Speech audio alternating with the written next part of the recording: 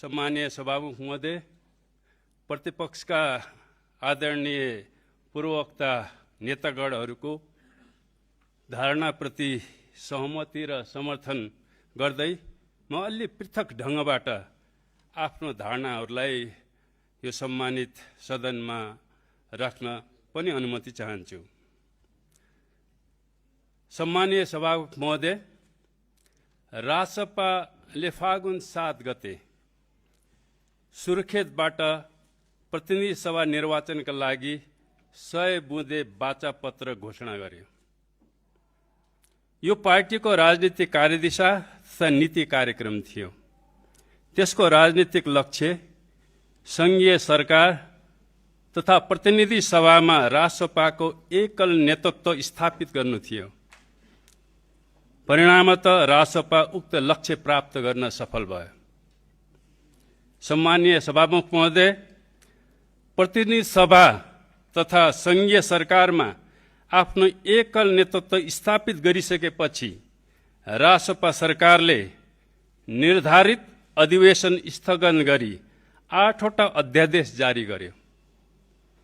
यसको राजनीतिक लक्ष्य राज्यको प्रशासन तन्त्र तथा न्यायतन्त्रमा आफ्नो एकल प्रभुत्व कायम गर्नु थियो। यो लक्ष्य प्राप्त गर्न पनि रासपा सफल रह्यो। सम्मानीय सभामुख महोदय, यो सफलता रासपाले देश र जनताको लागि दशकौंदेखि अतुलनीय योगदान, बलिदान तथा विलक्षण प्रतिभा एवं क्षमताबाट प्राप्त गरेको कदापि होइन। यो सफलता त दशकौंदेखि तात्कालीन सत्ताधारी दलहरूले गरेका कमजोरीहरूको योगफल, एआई र अल्गोरिदमको जादु र विश्व भू राजनीतिक दृश्य र अदृश्य प्रभावहरूको कुल परिणाम थियो। सम्मानीय सभामुख महोदय, हिजो वैशाख 28 गते यसै रोस्टमबाट सम्मान्य राष्ट्रपतिज्यूले रासपा सरकारको 100 बुँदे नीति कार्यक्रम प्रस्तुत गर्नुभयो। निश्चय पनि यो रासपा सरकारको नयाँ राजनीतिक कार्यदिशा हो। यसको राजनीतिक लक्ष्य आगामी दिनमा बाँकी रहेका स्थानीय, प्रदेश तथा राष्ट्रिय सभामा रासपाको एकल नेतृत्व स्थापित गर्नु हो। यो लक्ष्य हासिल गरे पश्चात नै रासपाको कथित नीलो क्रान्तिले पूर्णता प्राप्त गर्न सक्दछ। आदरणीय सभामुख महोदय, प्रत्येक यो या त्यो सरकारको नीति कार्यक्रम वस्तुतः मुलुकको समग्र विकास एवं समृद्धि, दिगो शान्ति एवं स्थायित्व, नागरिक सुरक्षा, लोकतन्त्र तथा राष्ट्रियताको प्रवर्धनका लागि अपरिहार्य मार्गचित्र हो। किनभने राष्ट्रको विकास वा विनाश मुख्यतः सरकारको सही वा गलत नीति तथा नेतृत्वले निर्धारण गर्दछ। सम्मानीय सभामुख महोदय, राजनीतिक नेतृत्वका दृष्टिले रासपा कुनै सुसंगत वैज्ञानिक विचारधारामा आधारित दल होइन। यो आकस्मिक अप्रत्याशित रूपमा उत्पन्न भएको अति महत्वाकांक्षी अराजक जमातहरूको अस्थायी गठजोड हो। यो दार्शनिक रूपमा सारसंग्रहवाद र राजनीतिक रूपमा लोकप्रियतावादको दलदली जगमा अडेको छ। यो चरम अवसरवादी र अस्थिर प्रवृत्ति हो। यो रूपमा अत्यन्तै प्रिय देखिन्छ, तर सार र परिणाममा अत्यन्तै घातक हुन्छ। यो भ्रम र विरोधाभासको दर्शन हो। यो ग्ल्यामर र स्टन्टको आकर्षक कला पनि हो। चौथो औद्योगिक क्रान्ति पश्चात एआई र अल्गोरिदम यसको प्रमुख प्रेरक चालक शक्ति बन्दै गएको छ। सम्मानीय सभामुख महोदय, सम्मान्य राष्ट्रपतिज्यू मार्फत प्रस्तुत 100 बुँदे नीति तथा कार्यक्रमले केही अत्यन्तै गम्भीर सवालहरूको जवाफ दिन सकेको छैन।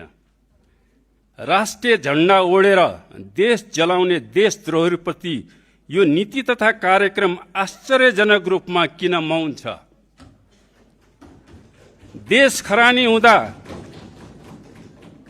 र आफ्नै परमाधिपतिको मुख्यालयमा धावा बोल्दा नेपाली सेना राष्ट्रको प्रमुख रक्षक रहस्यमय ढङ्गबाट किन मूक दर्शक बन्यो? लिक्बु लेकमा अतिक्रमण हुँदा बेखबर त्यही सेनाले सुकुमवासी बस्तीहरूमा किन परेड खेल्दैछ?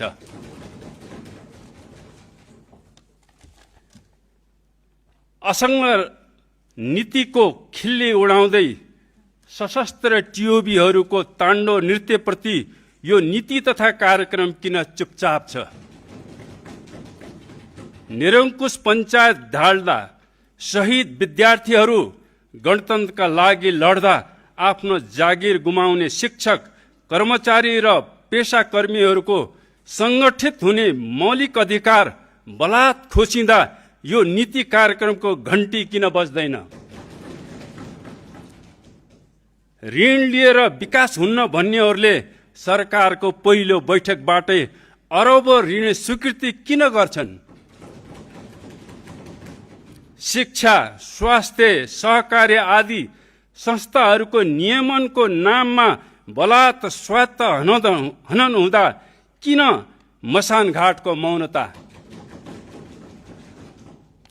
सुशासन, सुसंस्कार र संस्कृतिको नमुना बन्नुपर्ने प्रतिनिधिले बारम्बार असभ्य र अराजक आचरण प्रदर्शन गर्दा सम्मानित सदन सभामुख किन लाचार र नतमस्तक? सम्मानित सभामुख महोदय, राजसभाले घोषणा गरेको 100 बुँदे वाचापत्र वास्तवमा सुशासन, स्थायित्व, दिगो शान्ति, समृद्धि, लोकतन्त्र र राष्ट्रियताको सम्वर्धनका लागि थिएन।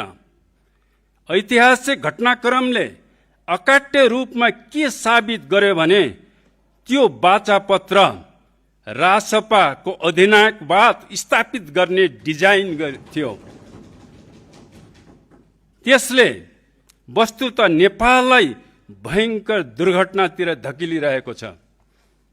सम्मानीय सभामुख महोदय, सम्मान्य राष्ट्रपतिज्यूद्वारा प्रस्तुत 100 बुँदे नीति तथा कार्यक्रम त्यही कथित 100 बुँदे वाचापत्रको नवीन संस्करण र निरन्तरता हो।